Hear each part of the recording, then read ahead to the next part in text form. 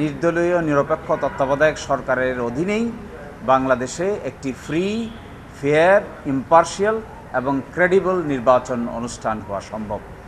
আমরা দেখেছি যে প্রক্রিয়ায় এই তত্ত্বাবধায়ক সরকারকে বাদ দেওয়া হয়েছিল, এটি ছিল একটি কমপ্লিটলি পূর্ব পরিকল্পিত ডিজাইনের আলোকে, এবং তখনকার দিনের সংসদের যে কমিটি ছিল, এই কমিটিও তত্ত্বাবধায়ক সরকার বাদ করতে চান নাই।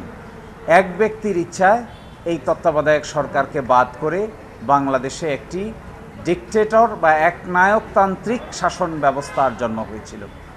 এই একনায়কতান্ত্রিক শাসন ব্যবস্থার কারণে বাংলাদেশের রাজনীতি, অর্থনীতি, সমাজনীতি সকল ক্ষেত্রেই একটি বড় ধরনের ধ্বংসযজ্ঞ এর মধ্য দিয়ে বাংলাদেশ গিয়েছে।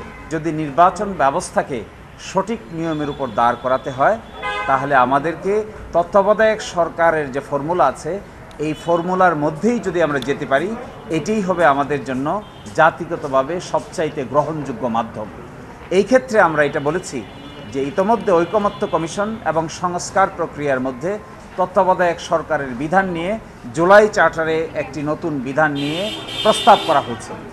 আমরা এটা দেখিয়েছি আদালতকে যে আগামীতে আদালত যে আদেশেই পাস করেন না কেন, এটি যেন জুলাই সনদের সাথে কিংবা তত্ত্বাবধায়ক সরকার নিয়ে জুলাই সনদের যে আলোচনা হয়েছে এর সঙ্গে কনফর্ম হয়, মিল রেখে হয়।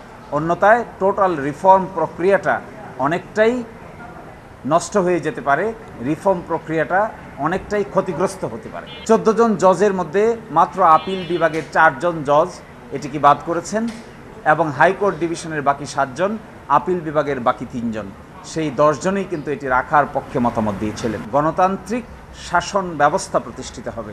এখানে ব্যক্তির চাইতেও মানুষের মর্যাদা বেশি থাকবে।